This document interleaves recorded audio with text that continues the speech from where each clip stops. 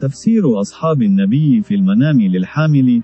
وبالنسبة إلى المرأة الحامل فقد تدل هذه الرؤية على أن طفلها سوف يحمل مستقبل باهر وتمتع بحياة مميزة وخالية من المشاكل والخلافات، وعلى أن الطفل سيتمتع بأخلاق كريمة ومميزة تجعل أمه وأبيه يطمئنون عليه في حياته.